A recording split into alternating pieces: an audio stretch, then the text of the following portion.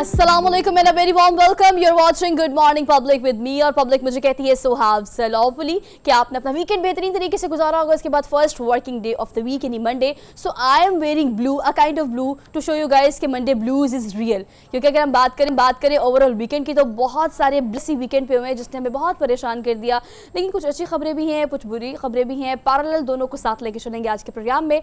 तो आज के प्रोग्राम का 2 घंटे का जो डिटेल रनडाउन है उस पर जाने से पहले एक अच्छी खबर ये भी कि फाइनली लाहौर का मौसम थोड़ा सा बेहतर हो गया. तो होपफुली कि इस मौसम बेहतर होने से आपका वीकेंड भी बेहतरीन अंदाज में आप शुरू करेंगे. और इसके साथ साथ अगर आप ओवरऑल बात करें सारे वीकेंड की तो इस वीकेंड पे जो हुआ वो आपके सामने रखेंगे और सारे सिनेरियोज को आपके सामने स्केच करने की कोशिश करेंगे. So let's talk about top stories of good morning public. तो आज के प्रोग्राम का बाकायदा आगाज कर लेते हैं. सबसे पहले होने वाले वीकेंड पे एक अहम अपडेट, अहम डेवलपमेंट की बात करेंगे. एशिया कप से बाहर होने के बावजूद भी पाकिस्तानी क्रिकेट टीम जो है वो ओडीआई में अभी भी नंबर 1 पर ही है. लेकिन कल जो मैच हमें देखने के लिए मिला, ओब्वियसली हमने देखा श्रीलंका और भारत का मैच. तारीख का कम तरीन स्कोर चेज किया भारत ने और उसके अलावा सिर्फ 15 ओवर्स में 50 रन बनाए और इसके अलावा 6 ओवर्स में भारत ने वो जो टारगेट था उसको चेज कर लिया. दैट्स इट, ये स्टोरी है. और मेरे ख्याल से स्टोरी को जितना लंबा करेंगे वो लंबा हो नहीं सकता बिकॉज स्कोर ही बहुत थोड़ा था. तो इसको नटशेल कर देते हैं. कल की विक्ट्री जो भारत ने ली वो दुनिया ने देखी. और अब आगे जो अगर हम बात करें वर्ल्ड कप की तो वर्ल्ड कप के लिए पाकिस्तानी क्रिकेट टीम 25 सितंबर को भारत जा रही है जिसके लिए हमें बहुत सारी तैयारी करनी है. तो ये आज के प्रोग्राम में हम डिटेल में डिस्कस करेंगे. प्रोग्राम में आगे बढ़ेंगे. हमने एडिटोरियल के अलावा आपसे डेली डोज डिस्कस करना है. सो मंडे का डोज हम कहां से लेके आए हैं इसको भी प्रोग्राम का हिस्सा बनाएंगे. आगे बढ़ेंगे और हम बात करेंगे पाकिस्तानी सियासत की. काजी फैज ईसा जो है बाकायदा तौर पर चीफ जस्टिस ऑफ पाकिस्तान का हल्फ उठा चुके हैं. उनके आने के बाद कौन से हम फैसले जो उन्होंने करने हैं इस पर डिटेल में हम बात करेंगे आज के प्रोग्राम में. इसके अलावा दुनिया में कम उम्र तरीन उस्ताद से आपकी मुलाकात कराएंगे. वो कौन सा सबक पढ़ाते हैं, कैसे पढ़ाते हैं, उन्होंने क्या क्या कोर्सेज किए हैं, ये हम आपको आज के सेगमेंट यानी टॉप स्टोरीज में ही बताएंगे. प्रोग्राम में आगे बढ़ेंगे.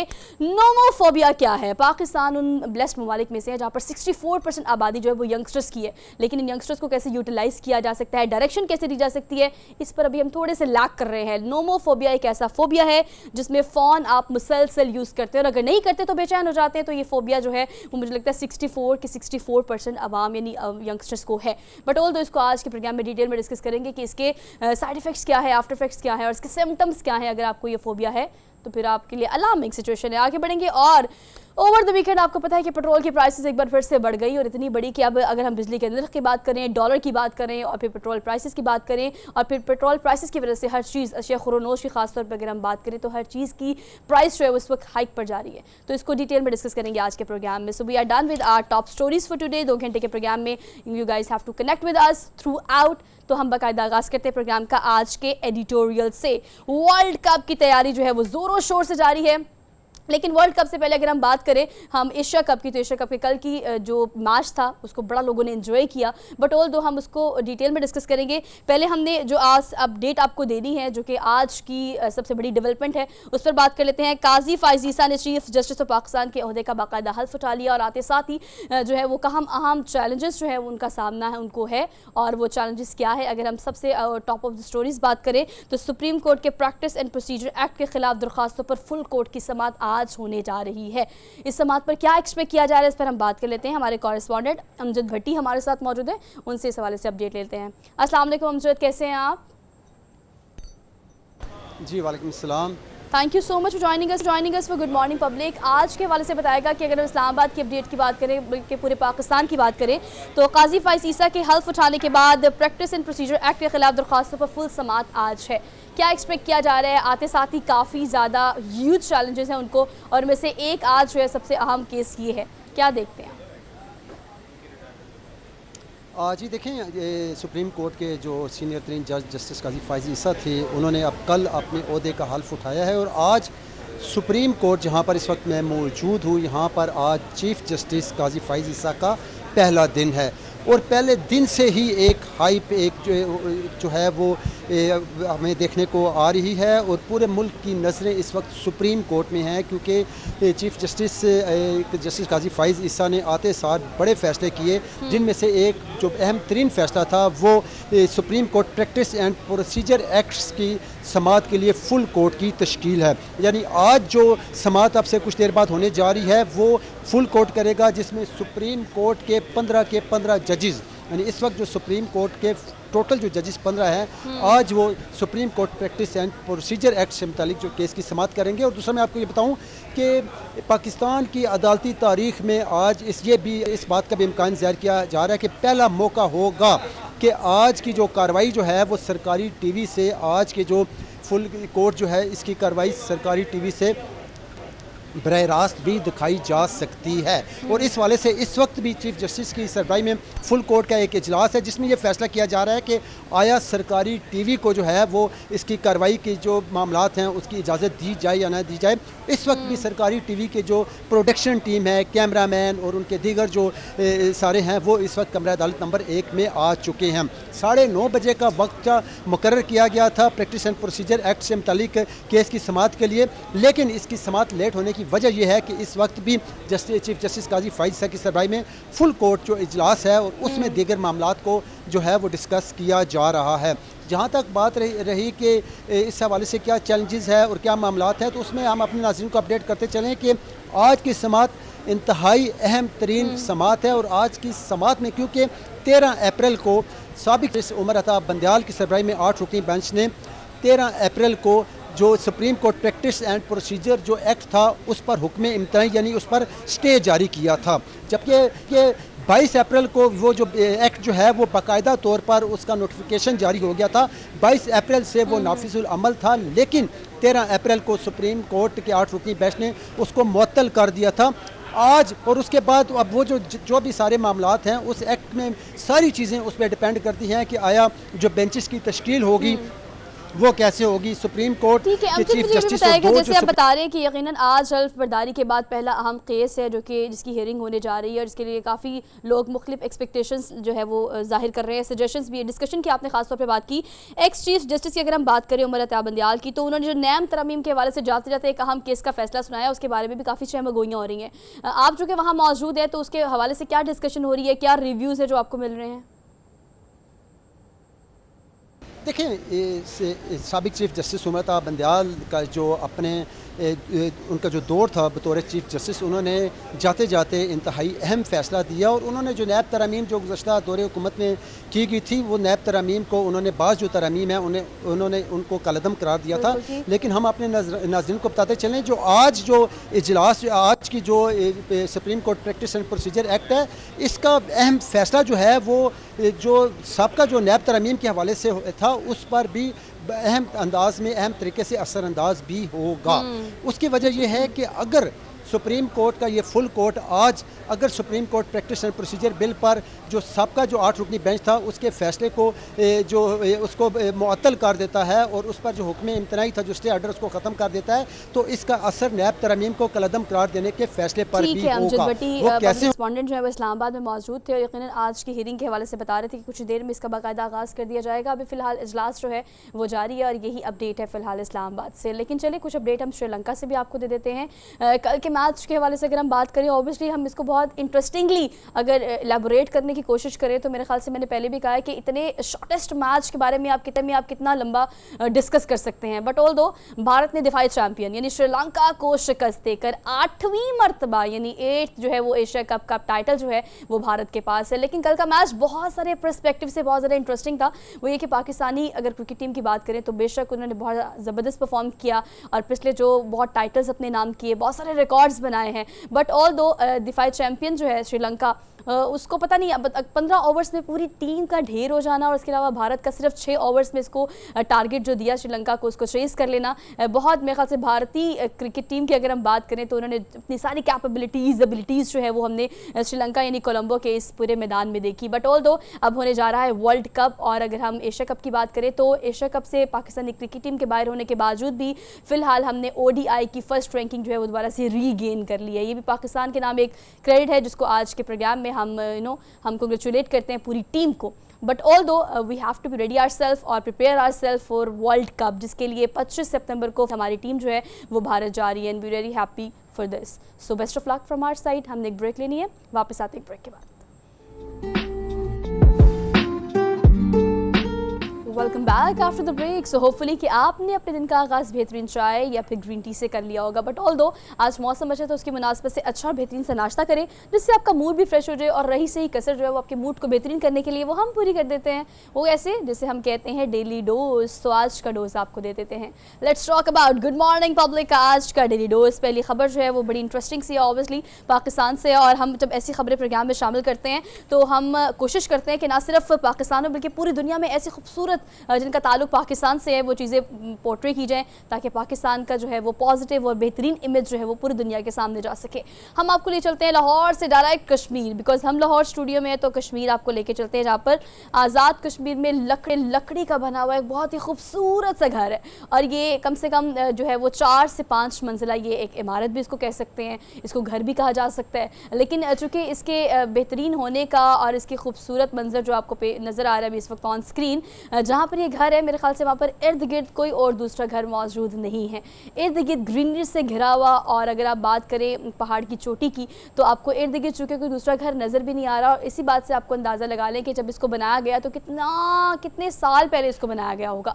और जब भी हम किसी ऐसी जगह को विज़िट करते हैं जो कि जैसे शाही किला हो गया, बादशाही मस्जिद होगी, तो हम हमेशा देखते हैं कि इस तरह के मकामात को बनाया कैसे जाता है और उस वक्त के आर्किटेक्ट जो है वो क्या सोच के, क्या मटेरियल इस्तेमाल करके, क्या नक्शा बना के और किस तरह से वो पूरी इमारत बनाते हैं। लेकिन यहाँ पर जो लोग रहते थे या जिन लोगों ने इसकी हिफाजत का जो पूरा ज़िम्मा उठाया हुआ है उनका कहना ये कि बहुत साल पुराना ये घर है। और इसकी आज भी अगर हम अंदर के इंटीरियर की बात करें, बाहर की दीवारों की बात करें, तो मजबूती की ये अपनी मिसाल आप है। क्योंकि आज अब बड़े बड़े घर भी देखें तो जो आर्किटेक्ट डिज़ाइन करते हैं, बनते हैं, कोशिशें करती है, हमेशा की जाती है कि आप जो है वो मटेरियल बेहतरीन यूज़ करें ताकि देर पा घर बन सकें। लेकिन ये उस वक्त का चूँकि मटेरियल इस्तेमाल हुआ है, उस वक्त की ईंटें, उस वक्त के पिलर्स, उस वक्त के सतून और उस वक्त का पूरा स्ट्रक्चर बना के आज भी ये इमारत जूं की तूं है। और इसको मज़ीद मेंटेन करने के लिए लोग वहाँ पर मेहनत भी करते हैं। क्यों? क्योंकि जब लोग यहाँ पर आते हैं तो इस घर को देख के इसकी वीडियोज़, डॉक्यूमेंट्रीज़ बनाते हैं और बहुत पसंद करते हैं। और ऑब्वियसली इसको पसंद किए जाने की ख़ास वजह भी ये है कि सबसे कदीम घर है उस पूरे आज़ाद कश्मीर के इलाके में।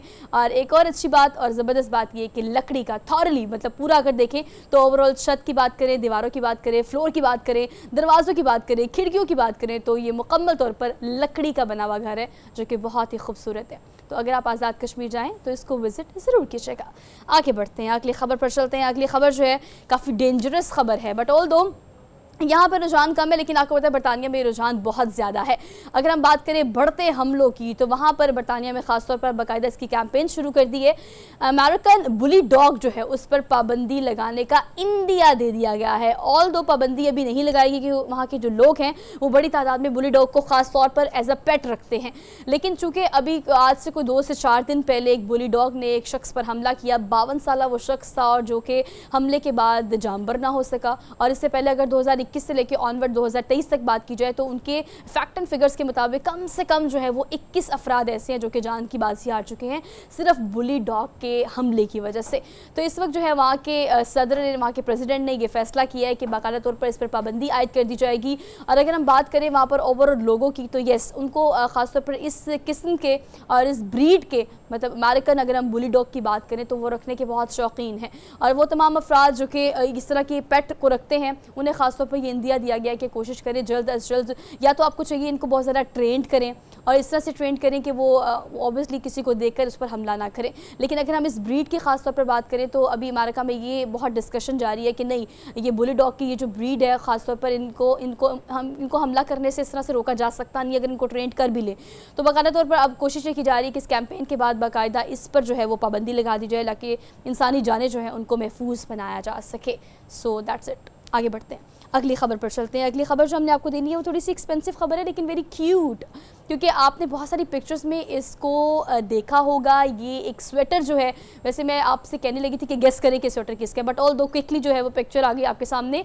लेडी डियाना का 42 साल पुराना ये स्वेटर जिसको उन्होंने बहुत खूबसूरती से पहना भी, कैरी भी किया, बहुत सारी पिक्चर्स वीडियोस वायरल भी हुई, बहुत सारे एड्स भी बने, बहुत सारे आपने अगर बहुत सारे पेरिस के ख़ासतौर पर अगर हम शोज़ की बात करें तो वहाँ पर ख़ासतौर पर इसको बहुत ज़्यादा शोकेस किया गया, बहुत सारी कॉपीज़ बनी और बहुत सारे लोगों ने इसको बहुत पसंद किया। लेकिन अब फाइनली जो है वो इसकी कीमत लगाई गई है और चूँकि इसकी कीमत इस वजह से भी बहुत ज़्यादा है कि ये बहुत साल पुराना है, मतलब 42 साल पुराना और फिर लेडी डियाना का पहना हुआ।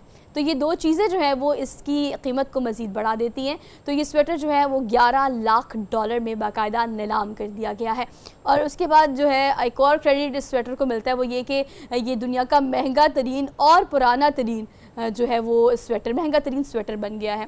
तो मेरे ख्याल से Guinness book of world record के लिए भी ये एक रिकॉर्ड है कि आपका जो ये स्वेटर है वो दुनिया का महंगा तरीन स्वेटर है। ऑल दो कि इसकी कीमत या इसकी कोई डुप्लिकेट या इसके मेरे ख्याल से मज़ीद जो आर्टिकल्स हैं वो भी मार्केट में अवेलेबल नहीं होंगे, लेकिन इसका ख़ासा ये है कि ये लेडी डियाना ने ये चूँकि ख़ुद पहना था और जो उनके चाहने वाले हैं, उनके प्यार करने वाले हैं, वो इतनी भारी कीमत भी अदा करने के लिए बिल्कुल तैयार है। इसीलिए ये स्वेटर जो है वो 11 लाख डॉलर में नीलाम हो गया है। आगे बढ़ते हैं, अगली खबर पर चलते हैं। अगली खबर हमने आपको देनी है न्यूजीलैंड से। और हमेशा कहा जाता है कि age is just a digit, मतलब दिल होना चाहिए जहाँ उम्र चुकी रखे। बट ऑल दो इसकी लाइव एग्जांपल मैं आपको आज अपने प्रोग्राम में देने लगी हूँ। न्यूजीलैंड के 97 ईयर्स, जो आपको वैसे मैं इन्हें बूढ़ा तो नहीं कहूँगी, जवान ही है, क्योंकि अगर हम बात करें पाकिस्तान की तो 60 से बल्कि 60 भी ज़्यादा है, 40 से 50 साल की अगर आप बाबों की बात करें या ख़वातीन की बात करें तो रिक्शे में बैठते वक्त भी हमारी हड्डियाँ जो हमें इस बात की इजाज़त नहीं देती कि हम जंप कर लें। बट ऑल दो ये सारी जो आपको मैं अभी इस वक्त खबर दे रही हूँ ये पूरी फैमिली ऐसी है। मतलब ये जो आप देख रहे हैं 97 साल शख्स, इसका बेटा जिसकी उम्र 62 साल है, फिर उसकी बेटी जिसकी उम्र 21 साल है, इन तीनों ने इस रेस में पार्टिसिपेट किया जो कि न्यूजीलैंड की बाइक रेस थी। तो न्यूजीलैंड की 97 साल शख्स ने मोटरसाइकिल रेस में न सिर्फ पार्टिसिपेट किया बल्कि चौथी पोजीशन भी हासिल की। और गेस व्हाट, इनका जो बेटा है उसने 8वीं और जो बेटे की बेटी है उसने कम से कम 7वीं पोजीशन हासिल की है। लेकिन ये बाबा जी तो दी ग्रेट बाबा जी हैं कि उन्होंने चौथी पोजीशन हासिल की। और इसके बाद जनाब एक और क्रेडिट वो ये है कि इनका नाम जो है वो Guinness book of world record में दर्ज कर दिया गया है। और मैं मज़े की बात बताती हूँ कि ये पहली दफ़ा उन्होंने ऑब्वियसली पार्टिसिपेट नहीं किया। अगर हम कोविड-19 से पहले के एरा की बात करें तो वो ऑन एंड ऑफ इस तरह के एरा में पार्टिसिपेट करते रहते थे। लेकिन हुआ ये कि उसके बाद इनको चोट लग गई और 2 से 3 साल ये रेस्टिंग मूड पर चले गए। लेकिन उसके बाद अब जब इनके बेटे ने और फिर बेटे की बेटी ने इनको बहुत इंकरेज किया कि नहीं भाई, आपको अपनी बर्थडे से पहले यानी 98 ईयर्स का होने से पहले आपको एक और क्रेडिट, एक और ताज जो है वो अपने सर पे सजाना चाहिए। तो जनाब उनको इनकरेज किया, वो इनकरेज हो गए। और इनकरेज भी ऐसा हुआ कि उनको भी रेस में पीछे छोड़ दिया, दोनों रेस में पीछे। और जनाब ये 97 साल शख्स जो है उसने मोटरसाइकिल में रेस में पार्टिसिपेट किया। और हैवी बाइक होती है, हैवी तरीके से चलानी होती है, पूरी किट आपने कैरी करनी होती है, फिर उम्र का भी कुछ तकाजा है। लेकिन यहाँ पर वाकई ये फिट आता है कि age is just a digit. कोशिश आप भी करें, ज़्यादा नहीं, 70-80 साल की ज़िंदगी तो आप जीना डिज़र्व करते हैं। तो उसके लिए आपको अपनी सेहत का ख्याल रखना पड़ेगा, सुबह टाइम से उठना पड़ेगा और ऐसी एक्टिविटीज़ से एक्स्ट्रा करिकुलर एक्टिविटीज़ कहते हैं वो करनी पड़ेंगी। तो अपनी जान का थोड़ा सा ख्याल करें, बहुत ज़्यादा ज़रूरी है अगर आप ज़िंदगी की कम से कम 97 बहारें देखना चाहते हैं तो दैट्स रियली गुड। आगे बढ़ते हैं जनाब, अगली खबर पर चलते हैं। अगली खबर जो है वो बड़ी अनोखी सी खबर है। बट ऑल दो मेरे ख्याल से ये इसीलिए ये किया गया और ख़ास तौर पर इसको करने का मकसद ये था कि लोगों को अट्रैक्ट किया जाए। ब्राज़ील से आपको खबर देनी है जहाँ पर पुलिस की गाड़ी साथ खड़ी है, लेकिन पुलिस जो है वो पुलिस की गाड़ी में पेट्रोलिंग नहीं कर रही बल्कि भैंसों पर पेट्रोलिंग कर रही है ताकि सयाहों को जो है वो अपनी तरफ अट्रैक्ट किया जा सके। खासतौर पे वैसे आपने पेट्रोलिंग करते हुए बहुत सारे पुलिस को आपने घोड़ों पे देखा होगा। हमने एक आधी खबर आपको अपने डिल्डोज में ये भी दी थी कि कैसे कुछ ममालिक भी हैं जहाँ पर इस वक्त गाड़ियाँ बिल्कुल अलाउ नहीं है, वहाँ पर सिर्फ और सिर्फ आप घोड़ों पर या म्यूल जिसे खच्चर कहते हैं वहाँ पर आप पेट्रोलिंग कर सकते हैं। बट ऑल दो ब्राज़ील में इस एक्टिविटी को करने का मकसद ये था कि जो सयाह बड़ी तादाद में आते हैं उनको ये दिखाया जाए कि यहाँ पर अभी भी हम उस ज़माने की, जिस ज़माने में बहुत सारा मशीनरी नहीं थी, वेल इक्विप्ड नहीं थे, बहुत सारी गाड़ियाँ नहीं थी, टेक्नोलॉजी नहीं थी, उस तरह से उन चीज़ों को हमने आज के दौर पे भी ज़िंदा रखा हुआ है। तो जी ब्राज़ील में पुलिस ने ये सोचा कि अब हम पेट्रोलिंग कर रहे हैं, चूँकि हम गली गली गश्त करना है तो उसके लिए हमें इन भैंसों का इस्तेमाल करना चाहिए। और भैंसें भी कोई आम नहीं, आप इसके सींग तो चेक करें, मतलब इसको देख के से आप वैसे ही भाग जाए, वैसे ही डर जाए, तो आपकी पुलिस पेट्रोलिंग का मेरे ख्याल से इतना खौफ नहीं होगा, इतने भैंसों के मारने का खौफ होगा। बट ऑल दो ये वीडियो जो है वो क्विकली वायरल हो रही है सोशल मीडिया पर, सो हमारे पास भी आ गई। I want to show you guys through my team too. आगे बढ़ते हैं, अगली खबर आपको देते हैं। अगली खबर जो है वो हमने आपको देनी है 4 साल पहले ख़ास तौर पर इस पेट को इस खातून ने लिया और उसके बाद पाला, बड़ा किया, बहुत प्यार किया, लेकिन इसको एक क्रेडिट जो है वो मिला Guinness book of world record की तरफ से। दुनिया का बुलंद क़ामत ये डॉग जो है वो अब इस दुनिया में नहीं है। अफसोस की खबर है, बट ऑल दो इस खबर के और बहुत सारे पहलू हैं। वो ये कि आपको इर्द गिर्द के जो पड़ोसी हैं उनका कहना ये है कि कम से कम घोड़े जितना ये कुत्ता एक लगता था और इसको बहुत प्यार से रखा जाता था और इसको बहुत खिलाया पिलाया जाता था। और ये एक जो इनका क्रेडिट है वो ऑब्वियसली ये है कि दुनिया का सबसे बुलंद कद का ये कुत्ता है। पहले क्या हुआ, इनकी टांग में कुछ कैंसर हो गया और उसके बाद टांग काटनी पड़ी और उसके बाद जो है वो नमूनिया और बहुत सारी ऐसी बीमारियाँ जो है उसने आ घेरा इस कुत्ते को। और उसके बाद खातून को चूँकि से बहुत उनसियत थी, बहुत मोहब्बत थी और बड़ा एक इमोशनल सीन हमारे सामने भी आ रहा है। अपनी फैमिली पिक्चर्स हों, अपने घर की पिक्चर्स हों, डिनर हो, लंच हो, डे आउट हो, डे इन हो, हमेशा हर जगह इसको साथ कैरी किया जाता था। बट ऑल दो इसके मरने की वजह से भी इर्द गिर्द के अगर हम नेबर्स की बात करें या घर की बात करें तो बड़ी अफसरदगी सी। और ऑब्वियसली पेट से जो मोहब्बत होती है उसका अंदाज़ा सिर्फ उनको होता है जो पेट्स रखते हैं। तो ये जो खबर है ये हम तक पहुंची इसलिए हमने आप तक पहुंचा दी। आगे बढ़ते हैं, अगली खबर पर चलते हैं।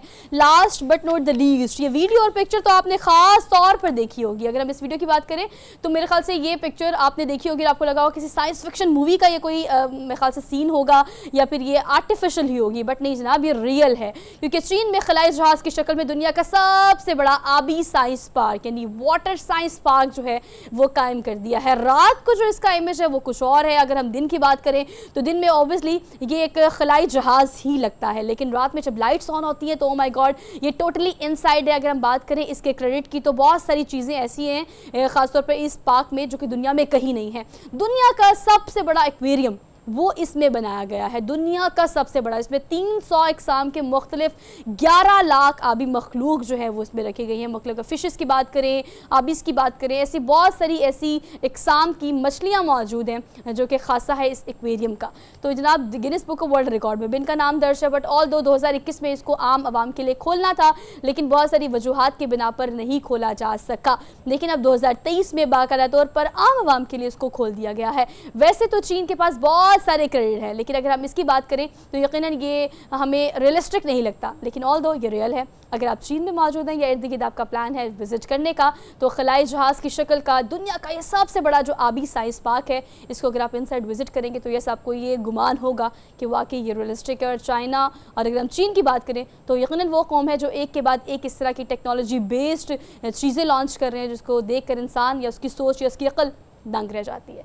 सो we are done with for today. Quick break लेनी है, वापस आते एक ब्रेक के बाद। Keep watching good morning public. Welcome back after the break. मुल्क की सियासी सूरत हाल की अगर हम बात करें तो हर रोज़ की बुनियाद पर हम कोई नई अहम तब्दीली ज़रूर देख रहे हैं। लेकिन अगर बात करें इंतखाबात की तो सदर पाकिस्तान की जानिब से लिखे गए ख़त के बाद जो है मुख्तलिफ चहमगोइयाँ मुख्तलिफ हल्कों में की जा रही हैं। लेकिन अगर हम बात करें ख़ासतौर पर पंजाब की या लाहौर की तो पाकिस्तान पीपल्स पार्टी लाहौर में इस वक्त काफ़ी एक्टिव दिखाई दे रही है। और अगर हम उनकी बात करें क़यादत की तो पूरी क़यादत चूँकि लाहौर में मौजूद है, मुख्तलिफ इजलास जो हैं वो किए जा रहे हैं। तो आने वाले इंतखाबात में पाकिस्तान पीपल्स पार्टी का बयानिया क्या होने जा रहा है इस पर हम बात कर लेते हैं। रहनुमा पाकिस्तान पीपल्स पार्टी सैयद खुनज़ादा चट्टान हमारे साथ मौजूद है। आपको आज के प्रोग्राम में हम खुशामदीद कहते हैं। अस्सलाम वालेकुम सर। वालेकुम अस्सलाम sir, thank you so much for joining us for good morning public. Sir कहिएगा कि अगर हम पाकिस्तान पीपल्स पार्टी के रोटी कपड़ा मकान के इस बयानिए की बात करें और PDM के 16 माह की हुकूमत की बात करें जो कि मुख्तलिफ 12 और 13 जमातों का कोलिशन था, लेकिन अब जो इंतखाबात होने जा रहे हैं उसमें अवाम जो है वो शदीद परेशानी का शिकार है। बहुत सारे बहरान है हमारे पास, और वो बिजली का हो, गैस का हो, लोड शेडिंग हो, तो ऐसे बहुत सारे मसाइल हैं। इस दफ़ा क्या बयानिया लेकर पाकिस्तान पीपल्स पार्टी जो है मैदान में उतरेगी? बिस्मिल्लाहिर्रहमानिर्रहीम। की पाकिस्तान पीपल्स पार्टी का बुनियादी नारा यही है कि रोटी कपड़ा और मकान और लोगों को रोजगार, ये हमारा बुनियादी नारा है। और इसके लिए जो तरीक़ाकार होता है कि हम किस तरीके से लोगों को इस काबिल बनाएंगे कि हर बंदा अपने मकान का मालिक हो, हर बंदे को रोटी मिले, कपड़ा मिले, मकान मिले, रोजगार मिले। इसके लिए हम इंतखाबी मंशूर लाते हैं और इंशाअल्लाह ताला जैसा इंतखाबात का शेड्यूल ऐलान होगा तो पाकिस्तान पीपल्स पार्टी का इंतखाबी मंशूर सामने आ जाएगा। और पाकिस्तान पीपल्स पार्टी वो वाहिद जमात है कि मैं दावे से कह सकता हूँ कि जब भी हमने अवाम को कोई मंशूर दिया है तो इंतखाबी मंशूर दिया है और जब हमें इक़्तिदार मिला है तो हमने 80% अपने 85% यानी 100% तो इंसान का बस नहीं है, लेकिन 80-85% से ज़्यादा हमने अपने इंतखाबी मंशूर पे अमल किया है और अवाम ने देखा है। और हमारा एक माजी भी है शहीद जुल्फ़िकार अली भुट्टो साहब से लेके फिर मोहतरमा बेनज़ीर भुट्टो, फिर असफ अली जरदारी साहब का दौर। तो हमारा एक माजी भी है, जब जब इसको ये मुल्क बहरानों का शिकार हुआ है और लोगों ने ये सोचा है कि खुदा न ख्वास्ता पाकिस्तान मजीद नहीं चल सकता है, तो ऐसे टाइम पे पाकिस्तान पीपल्स पार्टी पे अवाम ने एतमाद किया है और पाकिस्तान पीपल्स पार्टी ने इस मुल्क को बहरानों से निकाला है।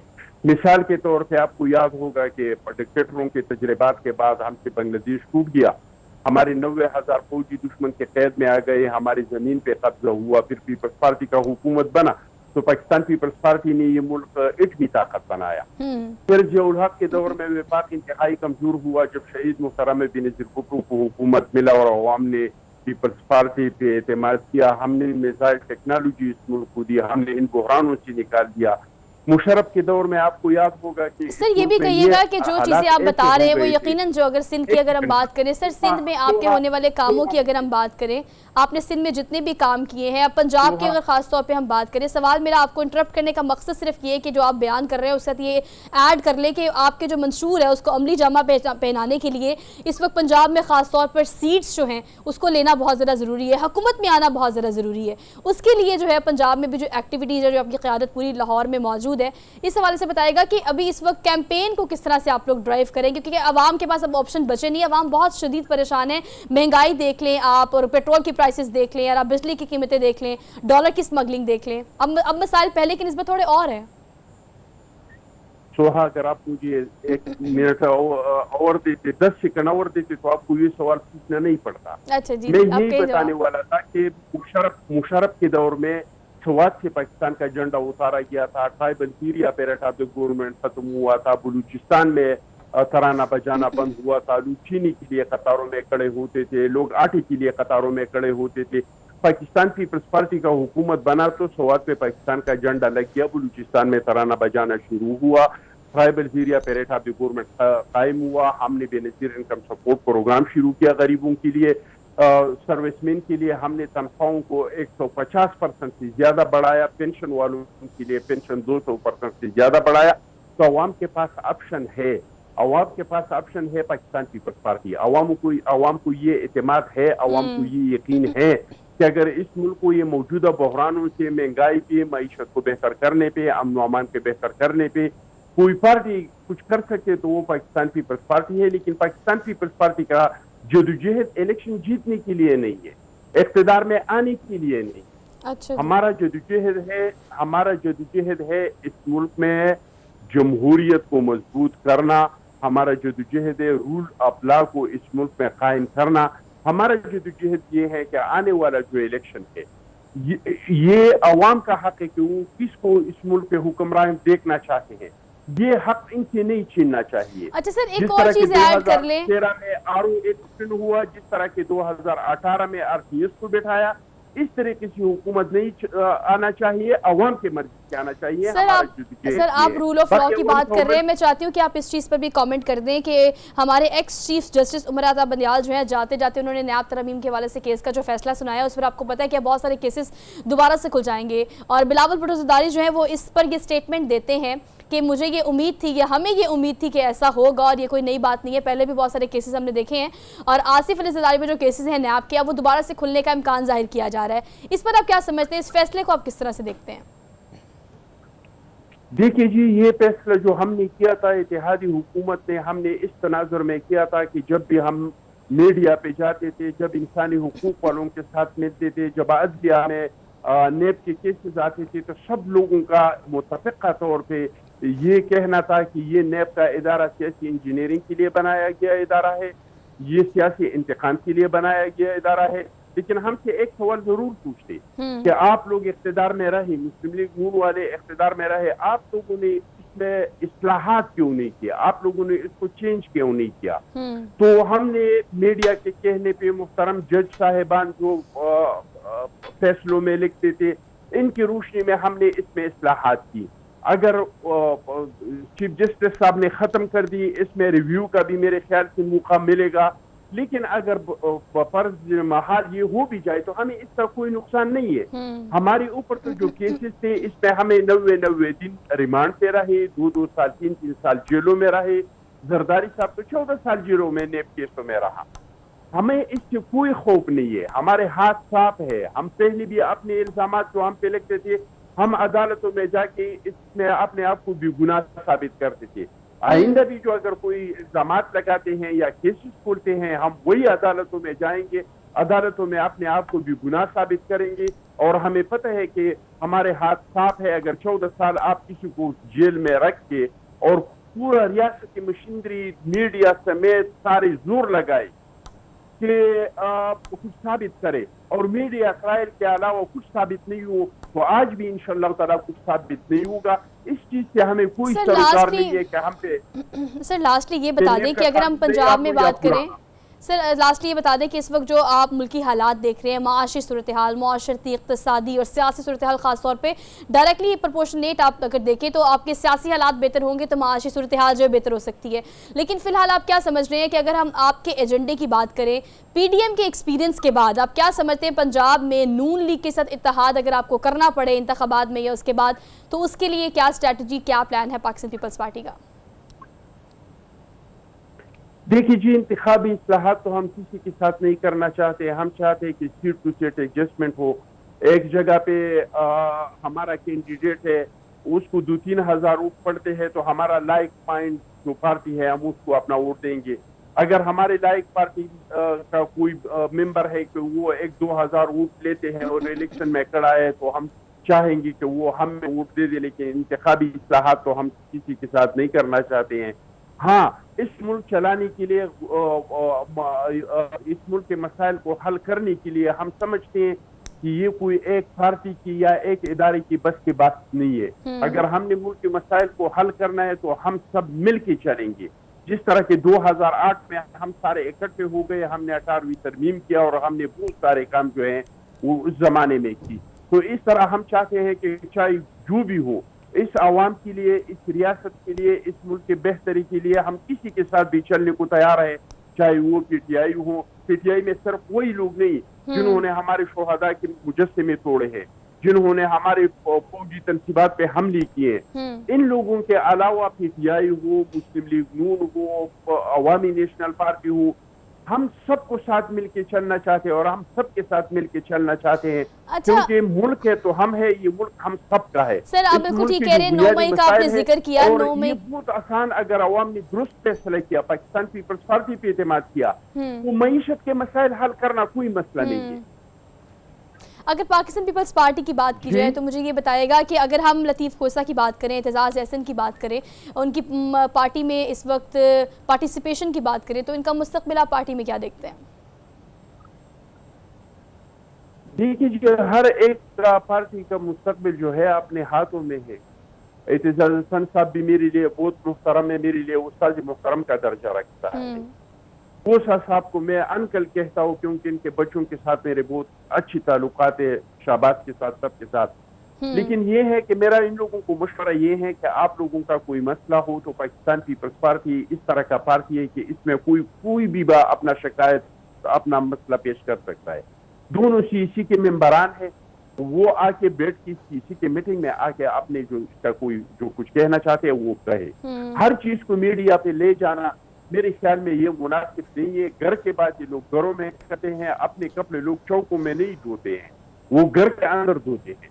तो इन दोनों को हमारा मशवरा ये है कि इन लोगों का कोई इशू हो, कोई मसला हो तो ये CEC के मेंबरान है, हमारे लिए बहुत मुहतरम है और ये CEC के अंदर आए और जो इसका कोई मसला हो वो लीडरशिप के सामने रख के हर वक्त इनके। ठीक है sir, thank you so much for good morning public. आपकी बातें बिल्कुल ठीक है, लेकिन वोट को इज्जत दो, रोटी कपड़ा और मकान, नया और पुराना पाकिस्तान, ये नारे जो हैं वो आम आवाम सुन चुकी है। उन्हें प्रैक्टिकल ग्राउंड्स पर कुछ चाहिए जो कि बज़ाहिर किसी पार्टी देती हुई दिखाई नहीं दे रही।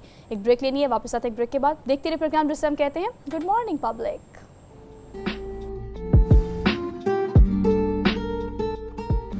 Welcome back after the break. So we are in the second hour of the show. अगर हम इस घंटे की बात करें तो हमारी कोशिश ये होती है कुछ ऐसी इंस्पिरेशनल इंटरेस्टिंग स्टोरीज जो है वो आपसे शेयर की जा सके, ताकि आपको पता लगे कि ओबियसली दुनिया में कहाँ कहाँ पे किस किस तरह से क्या क्या हो रहा है। हमने नॉर्मली ऐसी बहुत सारी खबरें अपने प्रोग्राम में दी है। गुड मॉर्निंग पब्लिक इस प्लेटफॉर्म से याद होगा, हमने एक ऐसी खबर, एक ऐसी बच्ची से, महानूर से आपकी मुलाकात कराई थी जिसका IQ लेवल जो है वो आइंस्टाइन से भी ज़्यादा था। लेकिन बच्चे आज के जितने इंटेलिजेंट हैं, जितने आप टेक्नोलॉजी ओरिएंटेड हैं और जितना उनका एक्सपोजर है, वो जितना चीज़ों को एक्सप्लोर करते हैं, एक से बढ़कर एक क्रेडिट जो है वो बच्चों के पास है। आज मुलाकात आपकी करानी है मैंने मोहम्मद हसनैन से। वो कौन है? दुनिया के कम उम्र तरीन उस्ताद हैं और इंग्लिश के उस्ताद हैं। वो इंग्लिश के उस्ताद कैसे बने और ये क्रेडिट जो उनके पास है दुनिया के कम उम्र तरीन उस्ताद होने का, ये उन्होंने कैसे टाइटल अपने सर सजाया, इसके लिए हम उनसे बात कर लेते हैं, आपकी मुलाकात कराते हैं मोहम्मद हसनैन से। अस्सलाम वालेकुम मोहम्मद हसनैन। मोहम्मद हसनैन कैसे हैं आप? वालेकुम सलाम, अल्हम्दुलिल्लाह मैं बहुत अच्छी सेहत के साथ। Thank you so much for being here. Thank you so much for being here, good to see you. और आपसे जानने से पहले या कुछ और मज़ीद बात करने से पहले मैं जानना चाहती हूँ, बल्कि जो हमारी पब्लिक है, जो हमारी ऑन स्क्रीन लोग हमें देख रहे हैं, उन्हें बताएं कि ऑब्वियसली आप दुनिया के कम उम्र तरीन उस्ताद सबसे पहले कैसे बने?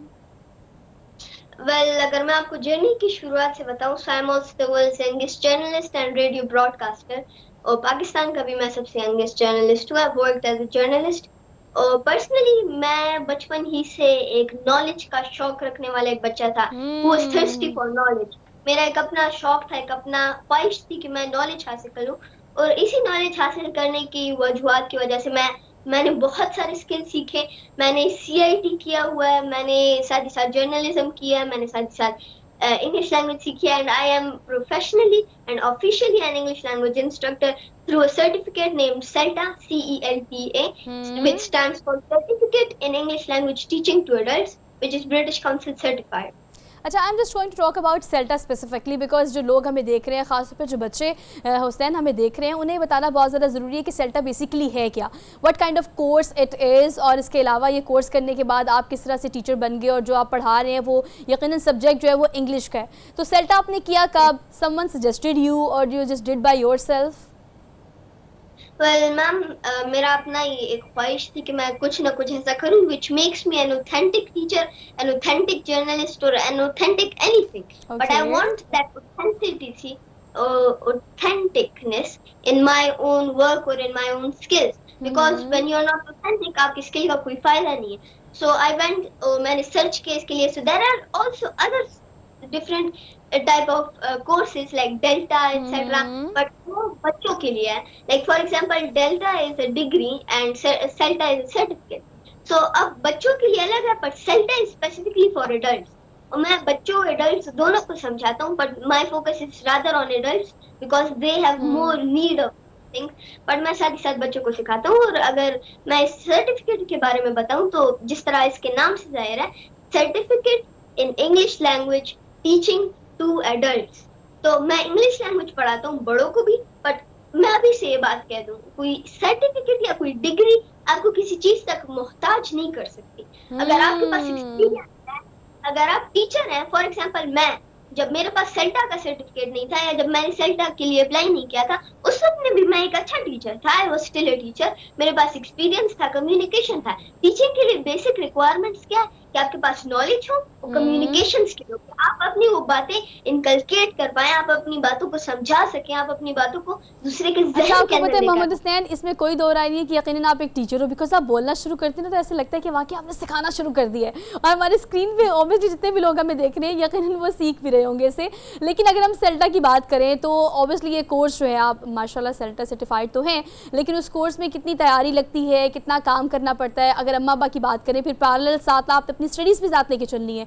ये तो एक सर्टिफिकेट है, बट ऑब्वियसली डिग्री की अगर हम बात करें, स्कूल की बात करें, साथ साथ अगर जो चीज़ें आप लेके साथ चल रहे हैं, किस तरह से आपने मैनेज किया और कितना वक्त लगा खासतौर पे इस तरह सेल्टा सर्टिफाइड होने के लिए? एक तरह से मैं ये कह सकता हूँ कि for me it was a bit easier. और साथ ही साथ अगर मेरा स्केड्यूल है, तो आई have a very tough schedule because I carry on with my journalistic work. मैंने खुद CIT भी किया है, कंप्यूटर के लिहाज से भी काम करता हूँ, साथ ही साथ मैं और भी बहुत कुछ करता हूँ. So I have a lot of things to carry on. पर जब आप वो काम करते हैं, जब आपको अल्लाह ताला स्किल देता है और जब आप मेहनत करते हैं, तो अल्लाह ताला एक तरह से आपको वो एनर्जी, आपको वो ताकत देता है कि आप इन सारी चीजों को हैंडल कर सके और एक साथ इन चीजों को एक स्केड्यूल के अंदर ले अच्छा, आपको सके। पता है मोहम्मद तो हसनैन, जो मुअल्लिम होना है ना, मतलब उस्ताद होना, मुअल्लिम होना यकीनन एक नबियों का पेशा है, एक जिम्मेदारी का काम है। जैसे आपने कहा ना कि अगर आपको कुछ आता है तो ये आपकी जिम्मेदारी बनती है कि आप उसे वे फॉरवर्ड करें और लोगों को सिखाएं, और आप पे ये आयद होता है कि आपने आगे भी लेकर चलना है इसको। बट ऑल दो आपने जैसे कहा कि आपके जो कोर्स है उसके अकॉर्डिंगली एडल्ट्स जो हैं उनको आप सिखाते हैं, तो आपकी तो उम्र खुद बहुत छोटी है। स्टूडेंट्स जो है आपके, वो किस एज ग्रुप के हैं स्पेसिफिकली, और उन्हें आप क्या सिखाते हैं? They are satisfied from your, like जो आप उन्हें सिखाते हैं, they learn from you? Yes, they are very satisfied। मेरी फर्स्ट एंड ओनली जो मैं जिस चीज के ऊपर मैं फोकस करता हूँ वो है कि माय स्टूडेंट सेटिस्फैक्शन। अगर स्टूडेंट सेटिस्फाई नहीं होंगे तो I am not a good teacher. मैं अपने आप को एक अच्छा टीचर नहीं समझता। So that's why I work on student satisfaction. और age is just a number. Like professional degree एक अलग बात है, बट जो आप स्किल सीख रहे हैं और उसके अंदर स्पेशलिटी कर रहे हैं, age is just a number. ये मैं जो है, मैंने बच्चों को पढ़ाया है, मैंने बड़ों को पढ़ाया है, मैंने यहाँ तक कि दाढ़ी वाले को भी पढ़ाया है, मैंने बहुत सारे डिफरेंट एजेस को। मैं सेल्टा कर रहा था, तो मेरे साथ जो बाकी कॉम्पिटिशन थे या जो कॉम्पिटिटर थे, वो मुझसे सारे बड़े थे। ऐसा कोई भी नहीं था जो कि बहुत ज्यादा यंग था। अच्छा Mohammad All of Hasnain, them were- आप बिल्कुल ठीक कह रहे हैं। You have a long way to head ना। अगर फ्यूचर की बात करें, फ्यूचर प्लान्स की बात करें, you are doing really good in journalistic approach की अगर हम बात करें, फिर being a teacher you are doing really good. But although degree की अगर हम बात करें, फ्यूचर प्लान्स की बात करें, तो क्या प्लान है इस हवाले से? क्या करना चाहते हैं और क्या ऐसा पॉइंट, क्या ऐसा फोकस पॉइंट है इस पर आजकल आप काम कर रहे हैं? मेरा पर्सनल जो मेरा जिस फील्ड के अंदर इंटरेस्ट है, आई हैव टू से इट्स जर्नलिज्म। क्योंकि ये बाकी सारी चीजें तो मेरा एक साइड नोट के ऊपर एक अलग सा शौक है, एक पार्ट टाइम जॉब की तरह आप इसे कह सकते हैं। बट मेरा जो मेन गोल है वो है mass communication. And I want to be the tongue, the ears, I want to be the eyes of the youth of the society. क्योंकि जर्नलिस्ट का क्या काम होता है? वो अवाम की अल्फाज, अवाम की सोच, अवाम की बातें आगे लोगों तक पहुंचाती है, और आगे लोगों की, और जो अपर क्लास हायरार्की है उनकी बातें अवाम तक पहुंचाती हैं। अच्छा मोहम्मद हसनैन, एक और चीज़, sorry for the interruption but I want to add this thing. Obviously अगर आप मास कम्युनिकेशन की बात कर रहे हैं तो मास मीडियम्स जो हैं आपको पता है पिछले चंद सालों में काफ़ी चेंज हो गए हैं। फिर टॉकिंग अबाउट टीवी, और we switched ourselves to digital Pakistan now. So देखिए, we are living in 21st century era है, टेक्नोलॉजी है, we have everything on a small screen now. एक क्लिक होता है and you can do everything. So अब जो communication है, या अब जो मीडियम कम्युनिकेशन है, वो बिल्कुल छोटी स्क्रीन पे आ गई है। तो आप क्या समझते हैं कि फ्यूचर ग्लोबल विलेज जब हम कहते होते थे, और अब तो चीज़ें उससे भी ज़्यादा एडवांस हो गई हैं, तो इसे किस तरह से कैरी करेंगे? What kind of innovation you want in coming years Pakistan में ख़ास तौर पे? Well, personally, there are a lot of things I want. First of all, बहुत सारी ऐसी अपॉर्चुनिटीज हमें मिल सकती हैं अगर कंपनीज इन्वेस्ट करें। क्योंकि हमारे जो पाकिस्तान है, we have a lot of talent, but there is a problem. बहुत सारी कंपनीज इन्वेस्ट करने को तैयार नहीं है। We have Meta, we have a lot of different other fields, we have for example Amazon etcetera. If we have Amazon working, हाँ हम पाकिस्तान से काम कर सकते हैं Amazon के ऊपर, but not on the same scale जिस तरह हम बाहर मुल्कों से कर सकते हैं। सो अगर हमें अपॉर्चुनिटीज मिलती है, and I personally I am a very enthusiast and I'm also a techie person, क्योंकि मैं खुद भी टेक के अंदर बहुत ज्यादा इन्वॉल्व रहता हूँ। और मैं खुद अभी भी जो है, मेरी आदत हो गई है कि मैं कॉल्स भी करता हूँ फोन से, मैं कंप्यूटर से कॉल्स करता हूँ। मैं सिर्फ और सिर्फ फिजिकल क्लासेस नहीं लेता, मैं जूम पे भी क्लासेस लेता हूँ। मैं ऑनलाइन फेसबुक, यूट्यूब के ऊपर, मेरे फेसबुक पे 1.1 मिलियन फॉलोअर्स हैं, तो मैं उन सब के लिए फ्री में क्लासेस भी देता हूँ। अच्छा Mohammad Hasnain, I wish I could have you in my studio too, ताकि आप यहाँ भी आते तो ऑब्वियसली आपको स्क्रीन मिलती, सामने से कैमरा इंटरेक्ट करते हैं ऑब्वियसली, और लोगों को जो भी आपका मैसेज है, जो आपकी सक्सेस स्टोरी है, और जो आप माशाल्लाह आपके फ्यूचर प्लान्स हैं, उसको हम डिटेल में डिस्कस करते हैं। बट ऑल दो मैं जानना चाहती हूँ कि पेरेंट्स जो है उनका सपोर्ट सिस्टम कैसा है? Obviously they supporting you, they are cooperating with you all the time, लेकिन सिबलिंग्स जो हैं उनका क्या इस वक्त प्लान है? वो भी आपको देख के इस तरह से इनकरेज होते हैं, या फिर हर कोई एक जैसा नहीं होता ना? ऑब्वियसली 5 बच्चे हैं तो 5 एक जैसे नहीं होते, तो घर का क्या इस वक्त एनवायरनमेंट है? मैम, अगर मैं आपको सच बताऊं, so I have only one sister who is younger than me, and she is interested in doctor. She wants to be a doctor. उसने अभी से जो है अपने आप को डॉक्टर का लक़ब दे दिया है। एंड वो मुझसे बिल्कुल ऑपोजिट है। मैं थोड़ा सा इंटेलेक्चुअल चीजों के ऊपर बिलीव रखता हूँ, और थोड़ा साइंटिफिक। हालांकि वो ज्यादा स्पिरिचुअल है, वो ज्यादा कल्चरल है, और वो ज्यादा इन चीजों की तरफ फोकस करती है। और अम्मा अब्बा जो है उनका फोकस क्या है, exactly what you are doing वही चाहते हैं वो, या they want you to become something else? उनका अपनी ख्वाहिश है कि लाइक माय फादर सेज के बेटा जो करना है कर सकते हो, if you don't have a choice, या अगर आप फंसते हो तो you can become a doctor, क्योंकि मेरे फादर खुद भी एक डॉक्टर है और बिजनेसमैन है। तो कहते हैं कि बस एमबीबीएस कर लो और आसान है। अच्छा, ये एक आसान रास्ता तो है। और दो मोहम्मद हुसैन, देखने वालों को जो सारे बच्चे हैं आपकी एज के हैं, आपसे बड़े हैं, कुछ होपलेस हैं, कुछ जो है बड़े इंथुजियास्टिक हैं, हर तरह के लोग आपके इर्द गिर्द आपको पता है रहते हैं। और आजकल जो है वो पाकिस्तान की जो भी सिचुएशन है आपका उस पर भी गहरी नज़र होगी, आप उस पर भी एनालिसिस करते होंगे। तो जितने स्टूडेंट्स हैं आप उन्हें क्या पैगाम देना चाहते हैं? Your kind message to all of them.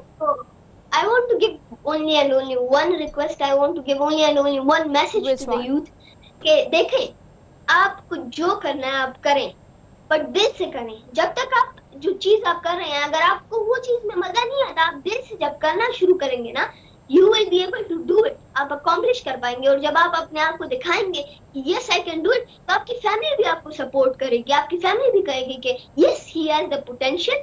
हमें से फाइनेंशियली, इमोशनली और बैकग्राउंड की तरफ से हमें से सपोर्ट करेंगे, हम इसे जो है वो एक मोटिवेशन देंगे।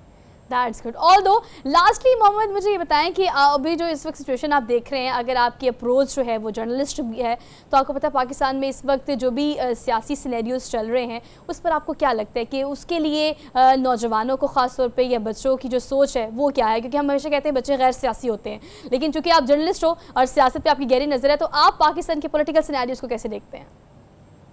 Well, I cannot say कि मैं किसी पार्टी के सपोर्ट में हूँ, ना मैं किसी पार्टी के अगेंस्ट हूँ, बट यस हमारी कंट्री में ये 10 इयर्स के अंदर बहुत पॉलिटिकल इंस्टेबिलिटी आई, बहुत डिस्ट्रक्शन हुई। स्पेशली मैं खुद पेशावर से ताल्लुक रखता हूँ, वहाँ पर electricity, gas, every type of problem, there were lot of problems. वहाँ पर जो है ये धरने होना बार बार, इन चीजों ने बहुत ज्यादा हमारी आवाम को तंग किया हुआ है। बच्चे तो यहाँ पर जो है आम होते हैं, उनको तो कोई प्रॉब्लम नहीं होती, माँ बाप को बहुत ज्यादा प्रॉब्लम हो रही है। They can't pay the bills, they can't pay the fees, they can't pay for the study of their children। उनको बहुत ज्यादा मजबूरी फेस करनी पड़ रही है। वो बहुत But although Mohammad Hussain, we do have a bright students like you जो कि इंशाल्लाह पाकिस्तान का मुस्तकबिल होंगे, पाकिस्तान के नौजवान जो कि पाकिस्तान की बेहतरी के लिए काम करेंगे। Thank you so much for being here, और बड़ी इंटरेस्टिंग और मज़ेदार गुफ्तगू रही आपसे। हमने एक ब्रेक लेनी है, वापस आते हैं एक ब्रेक के बाद। Keep watching good morning public. Welcome back after the break. कोई ज़्यादा नहीं, 2 से 3 मिनट के लिए अगर आप फ्री बैठे हो, बल्कि 2 से 3 मिनट मेरे ख्याल से ज़्यादा है, तो फ्रॉम नोवेयर आपको शायद ख्याल नहीं होता कि आप क्या करो, लेकिन आप फ़ोन उठाते हो और ऐसे स्क्रॉल अप स्क्रॉल डाउन करना शुरू कर देते हो। ये कॉमन प्रैक्टिस है जो कि आप हर 2 में से 1 और 3 में से 2 बंदों को करते हुए देखते हैं। फ्रॉम नोवेयर लाइक हमारा कोई काम नहीं है फ़ोन से, बट ऑल्दो हमारे हाथों को या हमारे दिमाग को या हमारी बॉडी जेस्चर्स को इस चीज़ की आदत होगी कि हर 2 से 3 मिनट के बाद हमने फ़ोन को ज़रूर देखना होता है। पाकिस्तान उन ब्लेस्ड ममालिक में से जहाँ पर 64% आबादी जो है वो यंगस्टर्स की है, लेकिन अगर इनको सही डायरेक्ट किया जाए, इनको बताया जाए कि डायरेक्शन कौन सी होनी चाहिए, तो कितना बेहतरीन तरीके से इनको यूटिलाइज़ किया जा सकता है पाकिस्तान को बेहतरीन राह पर डालने के लिए। बट ऑल दो 64% में से अगर हम 60% की बात करें तो ये वो आबादी है यंगस्टर्स की जो इस वक्त फ़ोन और एक फ़ोबिया जिसे हम कहते हैं नोमोफोबिया का शिकार हैं। ये फ़ोबिया है क्या? आप चाहते हुए ना चाहते हुए, इंटेंशनली अनइंटेंशनली फ़ोन को पकड़कर बैठे रहते हैं और कुछ नहीं करते, सिर्फ स्क्रॉल अप और स्क्रॉल डाउन करते रहते हैं। बट ऑल दो टेक्नोलॉजी के जहाँ पर बहुत सारे फ़ायदे हैं, वहाँ पर ये नुकसान जो हमारे अंदर बढ़ता चला जा रहा है जिसका हमें अंदाज़ा नहीं, उसके साइड इफ़ेक्ट आफ्टर इफेक्ट्स क्या हो सकते हैं, इसलिए आज के प्रोग्राम में हम डिटेल में बात करेंगे। और बात करने के लिए आपको तारुफ कराती हूँ, स्टूडियो में हमारे साथ अली अब्बास साहब मौजूद हैं, इनको आज के प्रोग्राम में वेलकम कहते हैं। अस्सलाम वालेकुम sir, thank you so much for being here. और इसके अलावा अली अजमल हमारे साथ मौजूद है, हमारे नफ्सियात है, आपको भी आज के प्रोग्राम में हम वेलकम कहते हैं। अस्सलाम वालेकुम अली, थैंक यू। कैसे हैं आप? बहुत अली हमारे साथ मौजूद हैं, अली अब्बास साहब और अली अजमल साहब। अली अब्बास साहब आपसे आगाज़ कर लेती हूँ। नोमोफोबिया की अगर हम स्पेसिफिकली बात करें तो ये एक ऐसी चीज़ है जिसका शिकार हम हैं और हमें पता नहीं है। ये ऐसी बीमारी है जिसका हमें पता नहीं है, लेकिन हम इस बीमारी को बीमारी नहीं समझते। फ़ोन ज़रूरत के तहत उठाना, किसी को फ़ोन करना है, कुछ व्हाट्सएप करना है, सोशल मीडिया को 1-2 घंटे के लिए देखना है, वो और बात है। फ़ोन जब आप ना देखो तो एक अजीब सी बेचैनी और एक वेव पूरी बॉडी में आपकी वेव करना शुरू कर देती है और वो बेचैनी की वजह हमें पता नहीं चलती। That is called nomophobia. कितनी बड़ी तादाद में नौजवान इसका शिकार है? अच्छा, बहुत शुक्रिया सोहा। ये नोमोफोबिया मेरे लिए भी ये न्यू टर्म थी वैसे, और लेकिन मुझे अंदाज़ा हो गया कि आप किस हवाले से बात करना चाह रही हैं। आप गौर करें, जब हम छोटे थे ना तो हमारे पास सिर्फ 2-4 चैनल्स हुआ करते थे और हम खेलते थे। और लोगों से बातचीत करते थे, लोग रिश्तेदारों के घरों में जाते थे, और उससे क्या होता था, हमारी जो नेटवर्किंग जो थी और रिलेशन डेवलपमेंट और बात कैसे करनी है लोगों से, उसका हमें तरीका आ गया था। अच्छा, अब आप गौर करें, इस वक्त पाकिस्तान में तकरीबन सिर्फ नेटफ्लिक्स में 5000 मूवीज़ हैं और 2 लाख वेबसाइट्स हैं, यूट्यूब पे काउंटलेस मूवीज़ पड़ी हुई हैं, और हमारे अपने 100 चैनल्स हैं। लेकिन आज का बच्चा आपको कहता हुआ नज़र आ रहा है, मैं बोर हो रहा हूँ। एग्जैक्टली इतना कुछ होने के बावजूद अगर आप बोर हो रहे हैं तो इसका मतलब है there is something wrong, which is called nomophobia, कि आपके पास सब कुछ है, आपके एक क्लिक पे है, but still you are restless. Ali, यही जो पॉइंट है कि आप रेस्टलेस फील करते हो, कि आप यूँ कहें कि खौफ सा होना शुरू हो जाता है आपको कि I am losing something, if I am not on social media, if I am not active on social media, so I am losing something, और maybe I am not participating in the social circle. तो आपको एक feel आती है कि या मैं पीछे रह गया हूँ। जी बिल्कुल ऐसा ही है।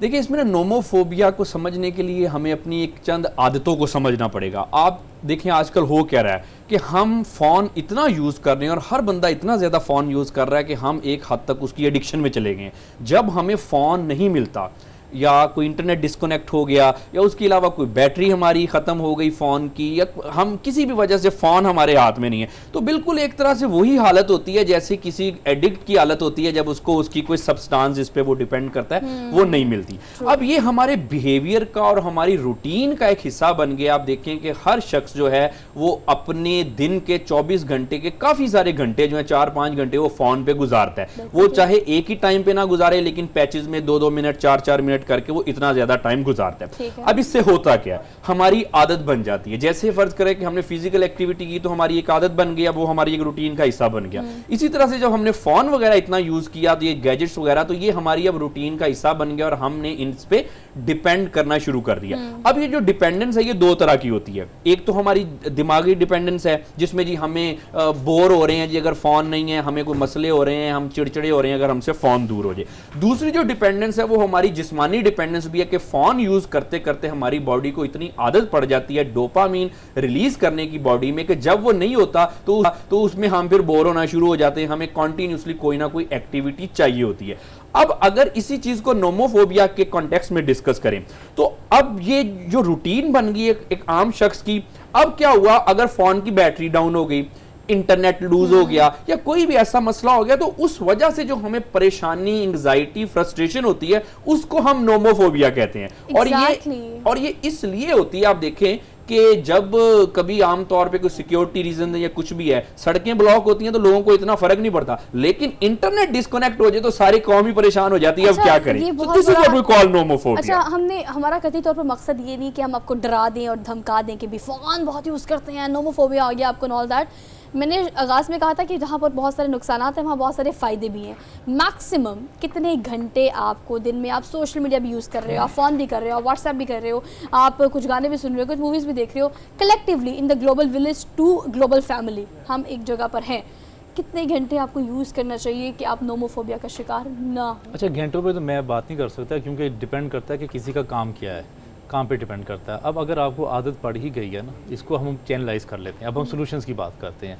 अब आदत पड़ गई आपको, अगर बच्चे बहुत ज़्यादा देख रहे हैं, पहले तो 2 नुकसानात हैं इसकी, आंखें ख़राब हो रही हैं क्योंकि वो मोबाइल को ऐसे देखते हैं बिल्कुल करीब। दूसरा, स्पाइनल कॉर्ड का मसला आने वाले वक्त में सबसे ज़्यादा मसला होने वाला है क्योंकि हम मोबाइल को इस तरह देख रहे हैं। तो जब पोस्चर बहुत अरसे तक ऐसे रहेगा तो आपकी कमर में दर्द निकल आएगी। 2 बातें ये हो गई। अब इसको हल इसका ये है कि अक्सर माएँ मेरे पास आती हैं, वो भी यही शिकायत करती हैं कि मोबाइल बहुत यूज़ करते हैं। मैं उनको कहता हूँ अब इनको आदत पड़ गई है बहुत ज़्यादा। पहली बात जो है कि आप जो वाईफाई का जो कनेक्शन है वो 1-2 घंटे के बाद बंद करते रहें उसको, ताकि वो कनेक्शन बंद करने से जो घर में आपके आवाज़ें आती हैं ना, और घर में जो गुस्सा आता है और घर में जो आप अपने मूड स्विंग्स देखते हैं बच्चों के, मतलब आप ऑन द लाइटर नोट कि आप एक दफ़ा आप बंद करके देखिए स्विच ना। नहीं, आप कोशिश करें ना, आप देखें, आप उसको एक्टिविटी में इन्वॉल्व करें। मैं अपनी बेटी के साथ जो है ना वो प्ले कार्ड्स खेल लिया करता हूँ, उसके साथ मैं कोई ऐसी एक्टिविटीज़ में इन्वॉल्व हो जाता हूँ जिसमें मैं उसको इंगेज कर सकूँ। अगर आप बच्चों को इंगेज नहीं करेंगे तो अल्टीमेटली वो फ्रस्ट्रेशन, जो गुस्से वाली जो बात की है ना आपने, वो हो जाएगा। दूसरा काम मैं ये कहता हूँ माओं को कि वो यहाँ से कनेक्शन को ख़त्म करके जो आपके कमरे में स्क्रीन है, आपका कनेक्शन वहाँ पे लगा दें आप, ताकि डिस्टेंस आ जाए वो बच्चा इंगेज भी हो जाएगा और जो अपनी उसने कोई अगर गेम खेलनी है या अपनी उसने कोई चीज़ देखनी है एक तो वो सबके सामने देखेगा। जब वो सबके सामने देखेगा तो उसकी ऑटोमेटिकली जो उसकी टाइम है वो उसका रिड्यूस हो जाएगा। यही बहुत बड़ी बात है कि वो दूर हो जाए। अब तीसरी बात ये है कि आप यूज़ करें जितना मर्जी यूज़ करें, लेकिन आप इसे लेक्चर्स देखें, आप इस पर प्रोग्राम्स देखें, आपसे रेलिवेंट जो जिस फील्ड में आप ज़िंदगी में जाना चाहते हैं आप उस फील्ड से रेलिवेंट चीज़ें देखना शुरू कर दें। अब जैसे मेरी बेटी ने मुझे परसों कहा कि आपको फाइवर का पता है, मैंने कहा हाँ मुझे पता है, वहाँ पे काम होता है फाइवर का। अब उसने अपनी स्कूल में किसी से सुना, उसने कहा जी मैं फाइवर पे काम करके मैं अर्निंग करूँगी। मुझे बड़ी खुशी हुई इस बात की कि यही सोशल मीडिया है जिसने हमें फाइवर का, अपवर्क का और ऐसे प्लेटफॉर्म्स हम तक पहुंचाए हैं जिससे हम अर्निंग कर सकते हैं। तो डिपेंड ये करता है कि आप उसको यूज़ कैसे कर रहे हैं। अच्छा, आप बिल्कुल ठीक कह रहे हैं कि मैं अगेन बात करती हूँ जहाँ पर हम बहुत सारे मसलों की बात करते हैं अली, वहाँ पर हम सॉल्यूशंस की बात भी करते हैं। और देखिए मकसद वही है कि हमने आवाम को डराना नहीं है, बताना है कि देखिए होल्ड ऑन, और आपने कोशिश करनी है ग्रेजुअली चीज़ों को बेहतर करें, ओवरनाइट तो कुछ बेहतर नहीं होगा। अब ये जो नोमोफोबिया है इसमें होता सिर्फ ये कि आप फ़ोन ना यूज़ करें तो एंजाइटी हो जाती है आपको, आप रेस्टलेस हो जाते हो और आपको एक खौफ तारी हो जाता है। अब वो खौफ बहुत सारी चीज़ों का आता है। एक तो आप बहुत स्ट्रेस में हो और फ़ोन अगर आप देख रहे हो, रील स्क्रॉल आप स्क्रॉल डाउन कर रहे हो तो आपको अच्छा फील होता है, ठीक है। अब किस तरह से इसको कम किया जाए ग्रेजुअली? देखिए इसमें बिल्कुल आपने बड़ी अच्छी तरफ इशारा किया कि ऑब्वियसली हमको डरा तो नहीं रहे, फ़ोन आजकल की ज़रूरत है, अगर नहीं कोई यूज़ करेंगे तो बल्कि ये तो कोई अच्छी एडवाइस नहीं होगी। बहुत ऐसा बंदा जो फ़ोन नहीं यूज़ करता वो पीछे रह जाएगा, क्योंकि हमने ऑब्वियसली हमने साथ ही चलना है। अब इसमें जहाँ तक बात है किसी भी चीज़ को कंट्रोल करने की, तो देखें आप अपने आप को सेल्फ कंट्रोल करें। मसलन कि जो सेल फ़ोन, और अगर नोमोफोबिया से हमने निकलना है तो हम ये कर सकते हैं कि अपने आप को दिन में 10 मिनट, चाहे 10 मिनट से स्टार्ट कर लें कि ये 10 मिनट मैंने फ़ोन यूज़ नहीं करना, मैं फ्री हूँ और मेरे पास अगर कोई करने को काम नहीं है तो ये सिर्फ मैं 10 मिनट अपने आप को फ़ोन नहीं यूज़ करूंगा। अब इस तरह के पैचेस में थोड़ा थोड़ा ये करके देखें तो आपकी रेजिस्टेंस डेवलप होगी।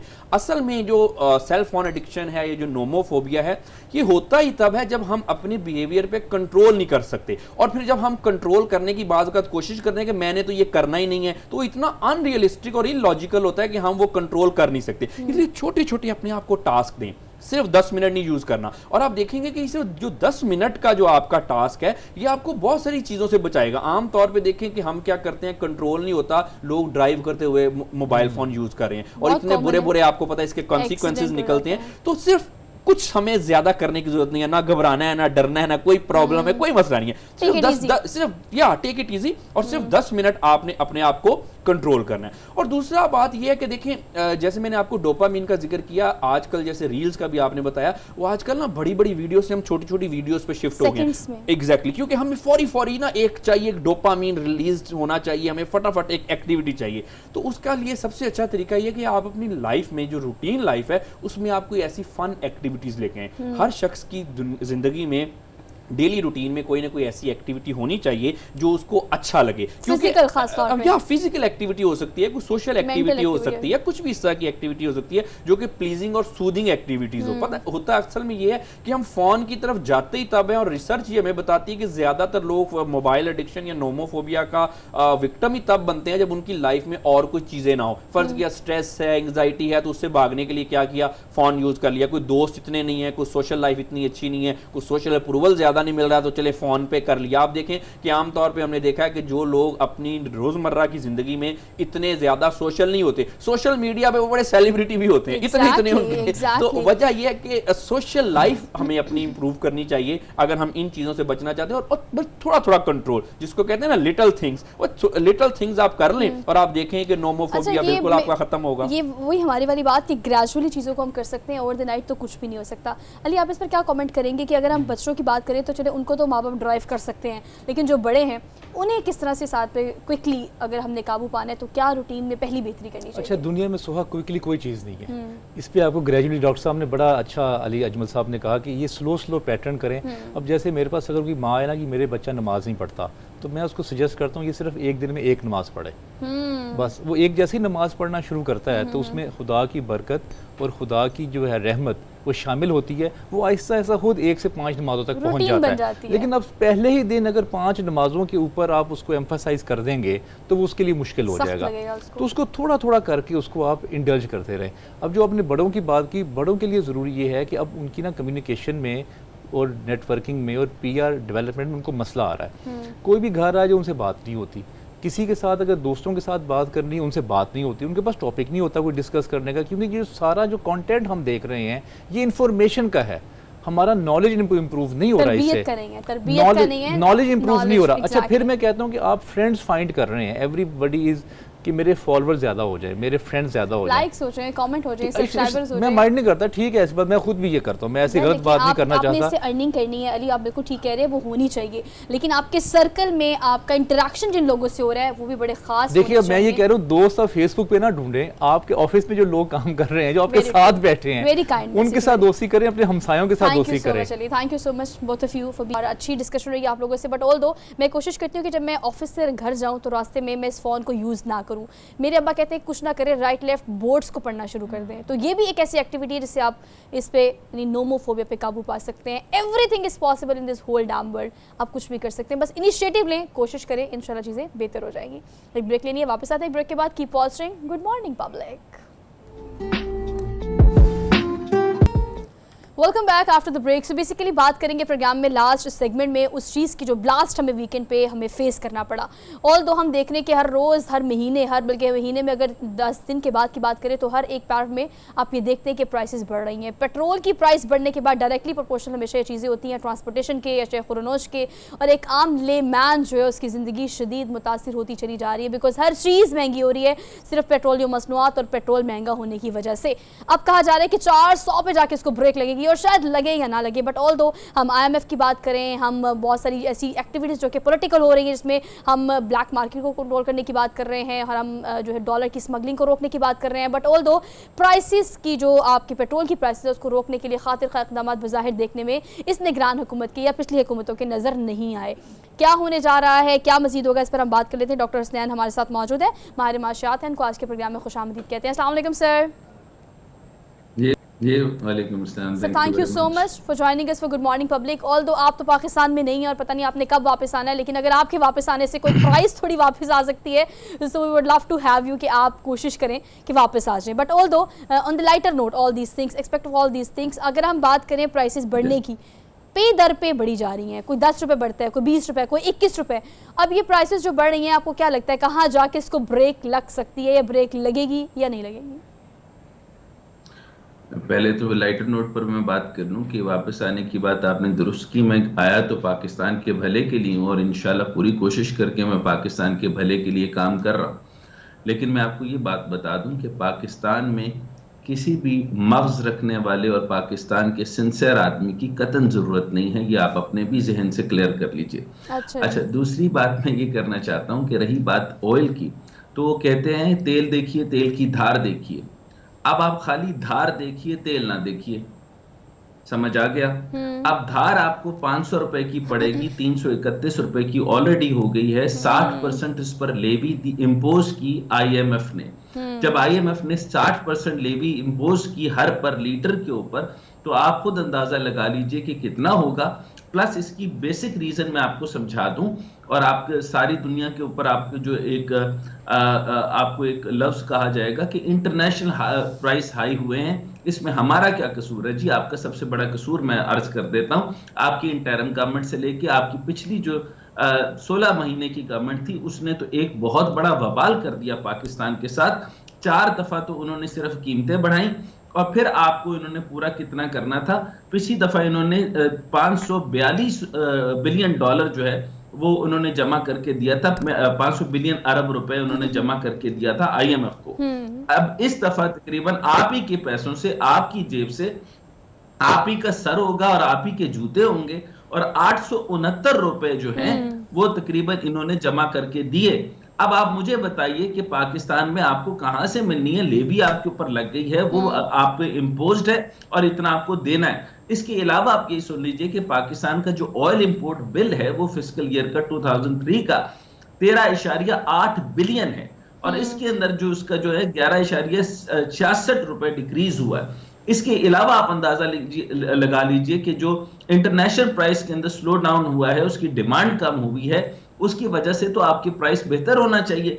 फिर मैं एक और बड़ा इल्जाम लगाने लगा, और अच्छा, इससे इल्जाम से पहले मैं ये बात बता दूं, इल्जाम नहीं है, ये रियलिटीज है, ये फैक्ट है, ये फैक्चुअल शीट मैंने आपके सामने रखी है। बल्कि मैं इसको कहता हूं कि अगर मैं सियासतदान होता तो मैं आपके सामने व्हाइट पेपर रखता। पाकिस्तान के पास आपकी तरफ से आ रहा है, यूएई की तरफ से आ रहा है, कतर से आ रहा है, सऊदी अरेबिया से आ रहा है, कुवैत से आ रहा है, अफ्रीका से आ रहा है।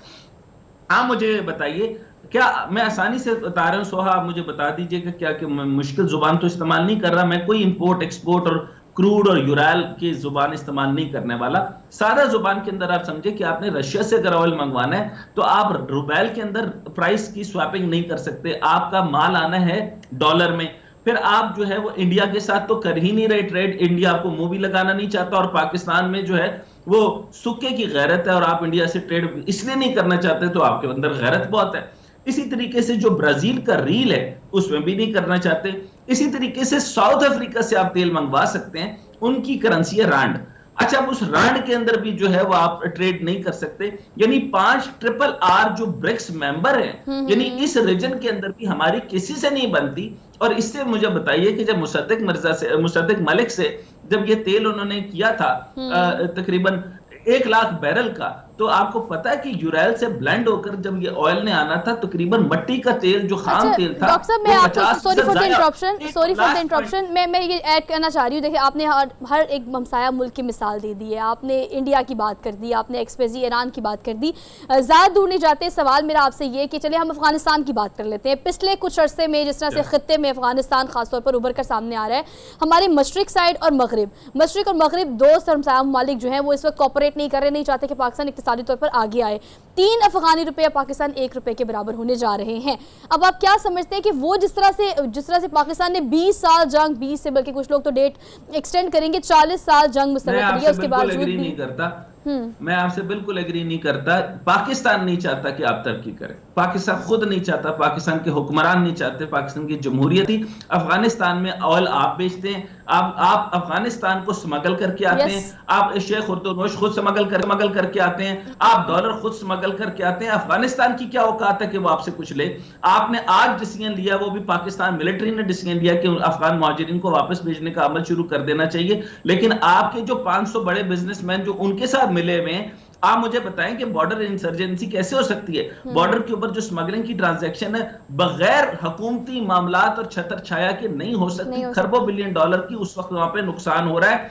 180 अरब रुपए रोजाना हर मंथ की 180 अरब डॉलर हर महीने की ट्रांजैक्शन हो रही है स्मगलिंग की। Can you imagine? तो मुझे ये बताइए, जो 35% जो आपका डीजल है ईरान से स्मगल होता है, जिसकी कीमत 25 रुपए पड़ती है, बार्टर ट्रेड एग्रीमेंट के तहत मैं अगर डिसीजन मेकर होता, मैं 100 रुपए का ऑयल जो है और 100 रुपए का डीजल ले लेता, मुझे सस्ता पड़ता अपने मुल्क के लिए, तो मैं बार्टर ट्रेड कर लेता। लेकिन मुझे इंटरनेशनल सैंक्शंस का मसला है, मैंने अमेरिका के साथ भी जोड़ के रखी हुई है, मुझे इंडिया से लड़ाई भी करनी है। और भाई, जब अमेरिका से जोड़ के रखी है तो इंडिया से लड़ाई नहीं बनती, अमेरिका से जोड़ के रखी है तो इसराइल की एम्बेसी तुर्की में नहीं है, तो तुर्की में अगर एम्बेसी है तो आपको रखने में क्या प्रॉब्लम है?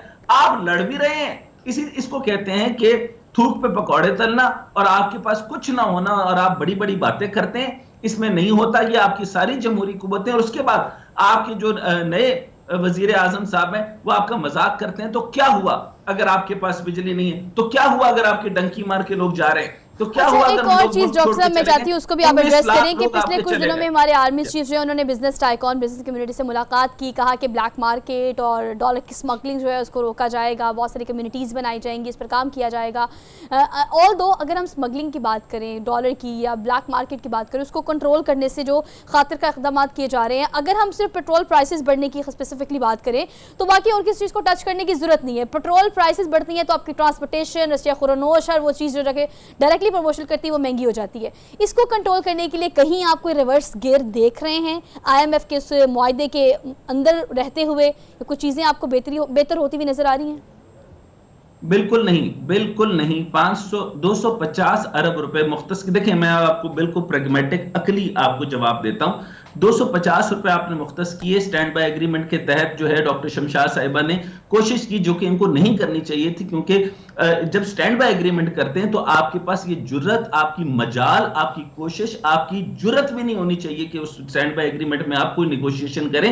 वो जितना पैसा कह रहे हैं वो आपको करके देना होता है। तो आपने इजाजत मांगी अपने ही पैसे की जो आपने बजट में रखा हुआ था कि हंगामी हालात में यूज कर सकते हैं, तो उन्होंने आपको इजाजत नहीं दी, रिजेक्ट कर दिया, क्योंकि आपने झूठ बोला, क्योंकि आपने 600 अरब रुपए का 6,000 अरब रुपए का डिफरेंस बताया, उन्होंने कहा 15,000 अरब रुपए का डिफरेंस आ रहा है, चुनाचे हम आपको इजाजत नहीं दे सकते कि आप जो है वो लेवी वगैरह या आप जो है वो रिलीफ दें। तो चुनाचे आपको बिजली में भी रिलीफ नहीं मिला और इसके आगे भी आपको रिलीफ नहीं मिलेगा और बिजली मजीद महंगी होगी, और खुदा ना खास्ता सुम्मा माज़अल्लाह, मैं इंशाल्लाह नहीं कहना चाहता, लेकिन आपके हुक्मरान ऐसे हैं कि इस तरह होगा।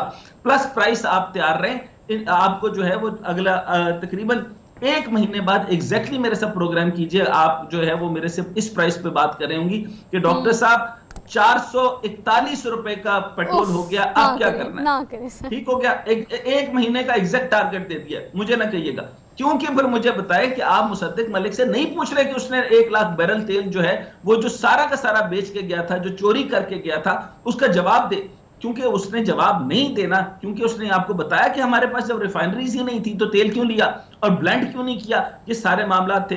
फिर आपने मुझसे पूछा कि ये जो स्मगलिंग थी, मुझे ये बताइए कि अब ये बात दुरुस्त है, मैं बहुत ज्यादा मशहूर हूं पाकिस्तान मिलिट्री का, लेकिन क्या मुझे ये बताइए कि इससे पहले पाकिस्तान मिलिट्री सरहदों पे नहीं थी, तो स्मगलिंग तो रोकना ही उनका काम है, तो पहले स्मगलिंग क्यों हो रही थी?